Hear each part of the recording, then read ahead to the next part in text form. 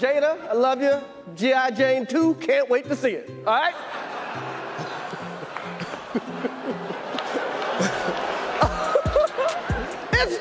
That was a nice one. Okay.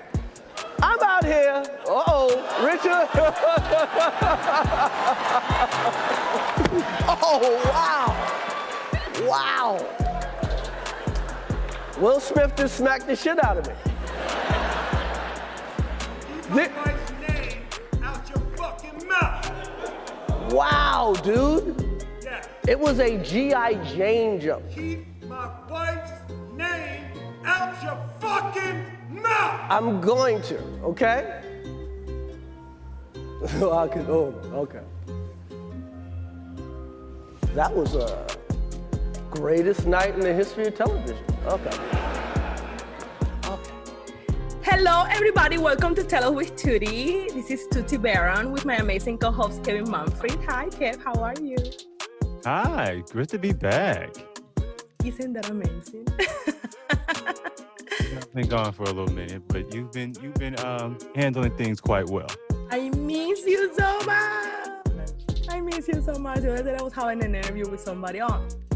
An amazing guest, and his name was so similar to you, and I keep trying to call him your name. I ended up apologizing to him. I'm sorry in the middle of an interview because I miss you. I could hear you wanting to turn that T into a K. Right? It's just because I miss my chocolate bunny. And today we're having our first episode on video, so people actually can see how we look, right? Exactly. We're real people, you know. Yes, we're real people with real feelings. How are you, Kev? I am pretty good, but it's been a rather interesting week. Oh, it's starting for the weekend. Yeah, I always look forward for that, but it's a little bit of a drama. You tell 3 me. weeks ago, I told you Will Smith slapped Chris Rock. What would you think? I would be like, no, come on now. Like, really? No. That's, he has a history of, doing that. I think he's done it to like a fan before that it was kind of like touching him inappropriately on one of his tour, and maybe another, I think it was, if I'm not mistaken, a journalist too in one of his tours say something inappropriate, something like that, and he done it. But if you tell me Will Smith is going to get physical with somebody, I mean aggressively physical with somebody in the middle of the stage of an Oscar, I would be like, no, that's too. So how did you find out? I was watching the Oscars. I mean, that's a thing, right? That's people do that. Like, I literally was looking forward to that. I remember I set my entire Sunday to have the spot to be completely clear when the Oscars arrive, because I watched it every year. It kind of give you a hint of what movies to watch, what's trendy, what's going on. So I was watching it, and in the beginning, I honestly thought that was on the script. It's Chris Rock. He's funny. That's his thing, and they always do these shocking experiments to see people's reactions. So I totally thought that. Honestly, I thought that it was going to be like a script. I never in a million years thought that it was gonna be. When he came back, and then he started like when the outbursts came, I'm like, oh. I felt awkward. I felt like I was in my best friend's house and their parents were like being super aggressive. And you're like, oh, what should I do now? That's how I felt. What about you? Where were you when that happened? So I wasn't watching the Oscars. I was actually asleep. My sister texts me a YouTube link and go, is this real? So as I'm up, I'm looking at it and like, okay, I'm having a weird dream. Going back to sleep. So when I woke up the next morning, I was going to text my sister like, yo, I had this crazy dream that you text me that Will Smith slapped Chris Rock at the Oscars. As soon as I got my phone, like, oh, wait, this really happened. Mm-hmm. And then because I didn't see him like respond Uh-huh. saying to Chris what he ended up saying. So then I see it all like, oh, this really happened. And Yeah. then it just, what I'm really surprised about it, how much it blew up. Because, I think it blew up because we were expecting much better from him. And for anybody in the industry, I would say so. I'm speaking my personal opinion. This is my humble personal opinion. People don't attack me because this is my humble personal opinion. It's just an opinion, you know. But I think we were expecting, a little better than that.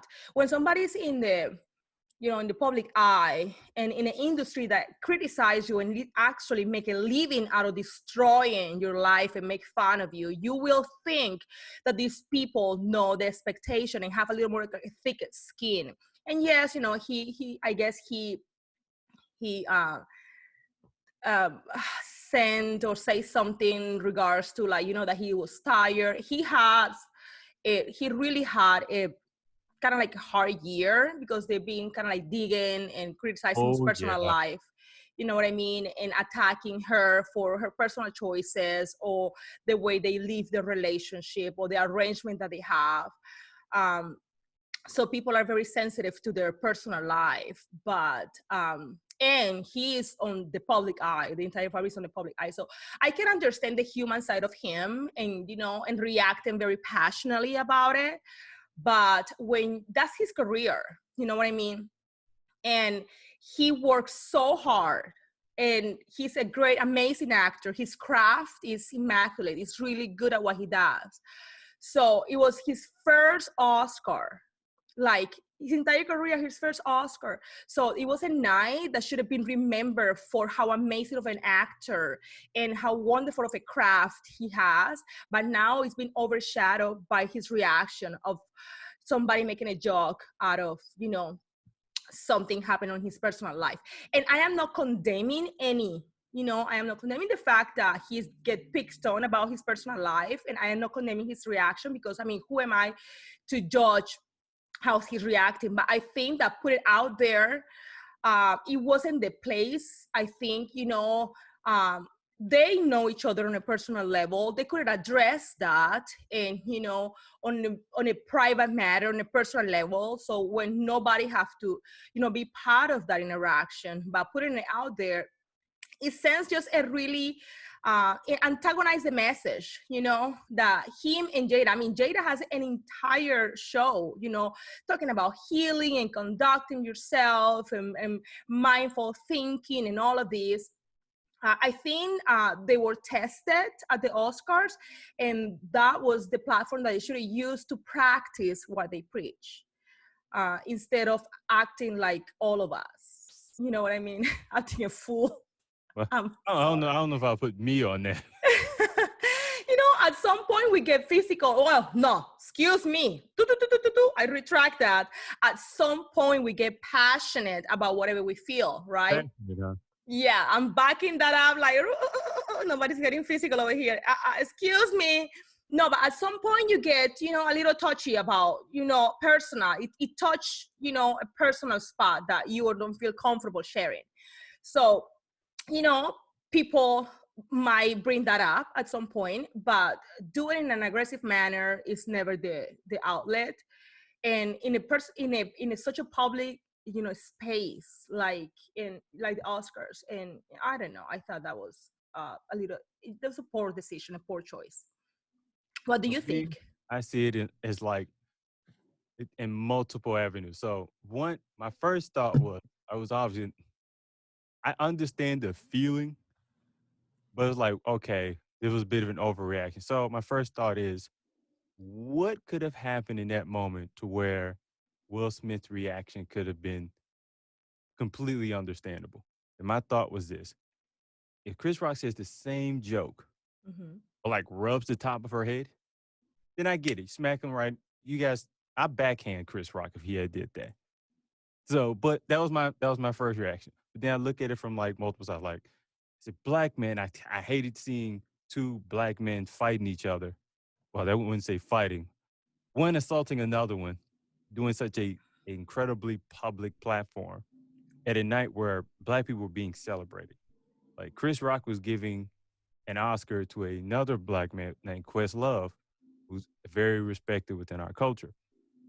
Also, the producer of the Oscar was a black man. Samuel L. Jackson got his first Oscar. Didn't even realize this was his first Oscar. I thought he'd been had one. Wow. But it was, so there's that aspect. As a man, I get like, it's ultra disrespectful to see a man look at you in the eye, make fun of your wife in your face. Ultra disrespectful. So I understand the notion, but Will Smith is not an average everyday man. I could argue Will Smith is one of the most famous men on earth. I will agree.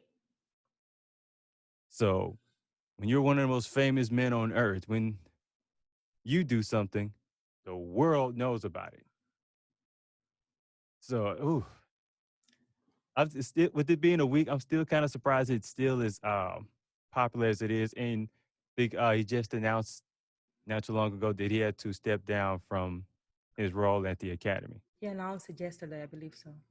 If I am not mistaken. So, like, I don't think that now. Unfortunately, that slap is going to kind of. It feels like it's one of those things that's going to probably last for a while. It's going to be like he can't do another movie and not bring it up. You know, Kev, I felt mixed feelings about it. You know, when that happened. When finally I got out of the shock, because it was a little shock, and said, wait a minute, is it happen? Did it happen? Oh my God, did it happen? So yes, I get the part that is his wife. He's in love with her. He is adore her, and he feels that he needs to defend her. That's his, perfect. That's understandable. He got very passionate about her, and he probably see how the way she goes through what happening, with her condition of alopecia, and in the private of their home, how she feels about it, and it hits a different nerve. But I, like you mentioned, when you are such a public figure, you have so many people, looking after you. It's unfortunate when, but it happens. Like, celebrities say like, oh, I'm just a human being. You are in charge of raising your kids. Yes, that's 100% true. But you are putting yourself in a spotlight, and there is a sea of humans looking after you, what you have done to your drive, how you behave as a point of example. And that's just the way it happens, unfortunately. So let me ask you, tell me. because we're going at this with the assumption, and Chris Rock has pretty much said that he didn't know that Jada Pinkett had her condition. Mm-hmm. Now, if he does this kind of change your thought process on the whole situation? No, because it would have been something that would getting under my skin. But I 100% I'm gonna remember, like I am at the Oscars. There's 1,000 eyes, millions of eyes looking at me right now. This is live, and it's very annoyed. I probably would have like a face like, oh, like so annoying, like you're super annoying. But I would have definitely addressed it probably at the after party. Not right there in there. Yeah, just as a man, like if it was kind of a situation where Will at times like, look, I know you got to come around. I know you're gonna throw some jokes. I know you probably got to throw one or two my way. Cool. Don't talk about my wife's head. And he did. Now I wouldn't have done that. First, I'm not gonna walk off live because I don't want to ruin everybody else's moment. It was awkward for everybody. Soon as Chris goes backstage, I'm going backstage. Yeah. DMC still is going to report that I smacked Chris Rock, but everybody won't see it. I agree 100%. I think he would have waited for the commercials to arrive and go backstage and say, hey, like, that was like a poor judgment. Like, come on. You know what I mean? But I have another thing too. And I know a lot of people will not like what I have to say right now, but this is my personal opinion again. But, when Hollywood in general are such an advocate of, Black excellence, right? Black accomplishments, making everything, change the narrative that America has against Black male. Oh, they're aggressive. Oh, they're impulsive. Oh, they're blah, blah, blah, blah. All these narratives, surrounded Black male in their excellence. I think it should have been even a bigger drive for him to keep his composure, because now I feel that we have given a reason, to justify some of those narratives. You know what I mean? It's like, yeah, they're impulsive. Look at how they act. It doesn't matter how much money they have. They're always gonna, react passionately or react in an aggressive manner, which that's not the case. But people will generalize. So that was a little annoying for me, because it's like, oh, you know what I mean? Like, I'm rooting for you. You know what I mean? Like, I'm rooting for you. So Yeah, and like I kind of can have to defend Will on this a little bit, because I'm sure at that moment he thought probably of all of that afterwards. yeah. But his first thought was he's a husband first. He got to go home to his wife. He disrespected his wife. And he went red. And he had a human moment. Now I hate the fact that we as Black people get judged by our worst moments, while others get judged by their best. But I also don't kind of go about my actions worrying about what white people will think of me. Like, look, I mean, I may have hated that he did that, Mm-hmm. but I kind of understand the feeling. The feeling is completely human and understandable. His reaction is what we're judging over here. Like, the way he reacted towards that was very poor. In an immense platform, it was just poor judgment. Like, and the way it was done also, I feel that, everybody's talking about, like, what happened and everything. Do you remember, I think it was a Met Gala party that Nicki Minaj got into with Cardi B, right? And they escorted Cardi B right away. Oh, and she like threw the shoe. Yeah, remember that? They Yeah. escorted Cardi B right away. When this happened, like right away at the Met Gala, boom, she's out. When this happened, it was just like, okay, he literally went on stage, slapped a guest in front of everybody. He sat down like, you know what? What are you gonna do about it? And, well, now I'm gonna bring the. What do you think Met about Gala that? thing. Like, I'm like, oh, okay, that was odd, Yeah, but okay. So we only have like a perception of what it looked like. Mm-hmm.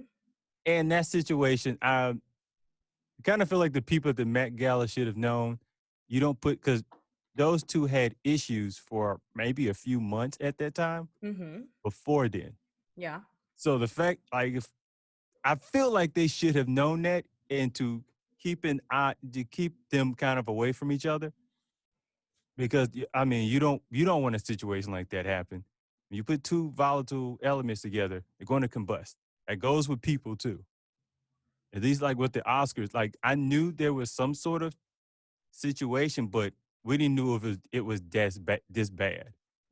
Like I feel like if they known that they really had an issue with Chris Rock, the Oscars would have kept them away from each other. Probably would have changed the seating a bit, but we didn't know. I mean, we didn't even, like, I didn't know Jada had alopecia. I didn't know either. I mean, she has such a cute Now, head and she's everybody such a knows. pretty face that, I mean, like, she just, bald her head. And it works. Actually, she looks great bald. She looked absolutely gorgeous. Like, seriously, and I know everybody can pull that off, but she has such a beautiful, tiny There are men head, who can't pull that off. right? Like, I didn't know at all. But adding to what you just mentioned, yes, I understand it, but is it their job to accommodate the setting to prevent an outburst from you? So is it that so that somebody else have to set the pace for me to be able to compose myself? No, I think that we are all adults, and I should be able to go into a space that probably there's going to be people that I might not care for. but I don't have to acknowledge them. I mean, you're entitled to say whatever you want. It's the way I take it. I have to take accountability for what I do. In that case, it was a very poor judgment. It was a poor reaction. It has led to overshadow something that should have been like super amazing. Will Smith, African American man from Philadelphia. He made it. He did it from the ground up by himself with his talent. Such an entrepreneur and blah blah blah. Now, all we know is like Will Smith slapped Chris Rock. Nobody even talk about his Oscar. And you know what? I feel so bad, Kev, that he got an Oscar for a movie that I personally love. That movie, it was so amazing. And I feel so bad about the Williams sisters because they work so hard and their story is so empowering for, their stories, like they come from the projects in a very impacted area in LA, and they build themselves the ground up. Their father did such an amazing job, so much courage, and it was so immaculate. And they are literally, like, these two women are literally an example of class, regardless where they come from. And that proves right there that your class is not defined for what is your last name or where you came from. These women are so classy. And the job that it was done in that movie was immaculate. His job in that movie was immaculate. But now nobody talks about that. Completely overshadowed the sisters. You're somewhat right. But I believe the story of that film itself, it won't be like when time passes, it won't overshadow it. But unfortunately, when you're talking about the movie, this will be brought up, unfortunately. Because this may be, honestly, the shocking, and we're at war. We've got gas is killing us, killing our bank accounts. And when you said, like, what's probably the most shocking thing that happened this year, we're only in April. This may be top 3. Jesus. What happened so far? The glue lady, it was done this year. The lady that the lady that glued her hair with super glue. Oh no, that wasn't this year. No.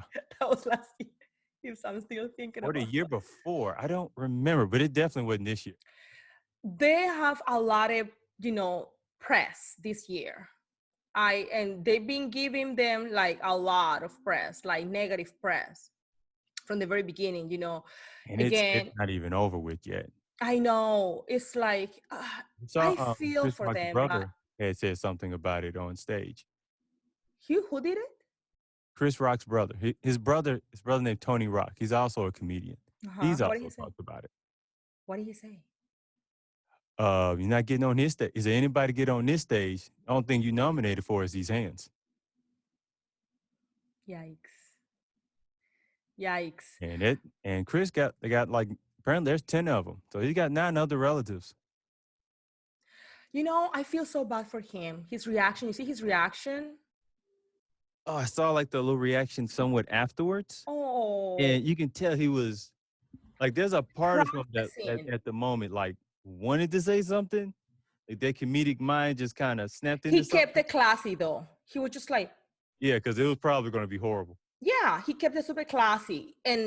But I feel his pain. It was so awkward. And I felt so sorry when I saw his face, like, behind the podium, and like, oh God, I feel bad for him. Like, and he was doing his job. So I was listening to some other comedians. Oh yeah. What did they say? Is this guy, I think is whatever, is just this comedian in LA. And he was talking something like, this is comedy. This is what we do, and nobody is off limits, and no subject is off limits, because this comedy, we have to learn how to laugh about ourselves, and this is just the gig. That's what we do. So, do you think that in comedy there should be things that are off limits? For me, like, 'cause I tend to, I quite frankly like comedians, so I don't think so. But one thing you never know what somebody's limits are, what someone's Yeah. triggers are. So you make Hmm. fun of something that's like the Chris Rock joke didn't seem even for a joke about her head was very mild compared to the jokes I'm seeing right now. Yeah, The I agree. memes and everything, they are far worse than what Chris Rock said. Yeah. But again, I'm a person who likes comedy, and I think it's a great freedom of expression. I wouldn't. I don't think it. I don't think it should. But we're in a time where, I mean, people. I keep hate saying people are sensitive, but people are sensitive about things that you wouldn't know what it is. So I think there's more of a it's more of a risk factor into doing comedy now than it may have been in the past. Like I think people enjoyed that kind of bravery which came with being a comedian. Like you said the crazy things that we were already thinking. Yeah. But it's like now we don't want people saying it, but we're still thinking it. Yeah. It's very different, right? The way it's like, yeah, everybody thinking that, but you cannot voice it because then it's gonna be an issue. But it's comedy. And this day and age, people are so sensitive. So let me Like ask you so this. When was the sensitive. last time you've been to a comedy club? Oh my God, before COVID. Oof. So do you tend to sit in the front row? Um Last time I went, I sat in the middle. No, I didn't sit in the front row. But I But you would usually have know to that be in the front row. when the front people in the front row they get roasted.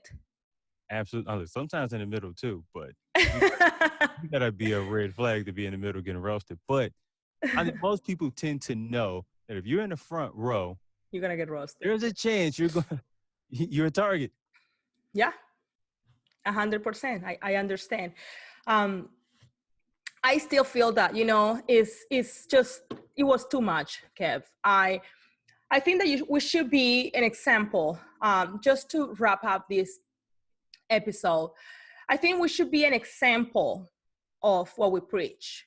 Yes, we're humans, but when you have such a big platform, you should be an example, right? We advocate for, in I have to say, we advocate for uh, Black entrepreneurs, Black excellence, Black Lives Matter, all of this. That is amazing. We should, the world is looking at us, unfortunately, ready to attack us, ready to put 2 cents in a preconceived narrative. So that was the stage for you to keep your composure. That was the stage for you to show the world, hey, you know what I mean? I am excellent. I am classy. I am what I preach. I'm an amazing, accomplished Black male with an amazing family. And I know you're attacking me right now, but I am much better than your insult. And I will handle it in an appropriate manner. I am not gonna give you the pleasure of making me look like a fool in front of the entire audience. So that would be my, my take on that. I feel that we need to be an adult when we make these type of decisions. Part of being an adult is try to keep your composure, and sometimes you're gonna find things that are not gonna be, of your likings, but it's part of the process, and you're in the spotlight. In the face. It's sometimes, well, yeah, it's poor, but it's a poor choice, but it happens. But anyway, thank you everybody. Thank you so much. No, thank you everybody for joining us in this episode. We have to jump into this because it was just trending. We have to talk about it, Kev. We had to. It was wild. It's everywhere, so might as well we can give our 2 cents. But thank you everybody for listening to us. Thank you for looking at us right now, and for joining us in this episode of Tell with Tutti. And remember that we are available in all mainstream podcast platforms. So thank you very much. You can find us in Audible, Apple Music, Google Podcasts, and all major iHeartRadio and all major Spotify, all major streams. Thank you, everybody, for joining us, and we love you all. Bye. See you Bye-bye. next time.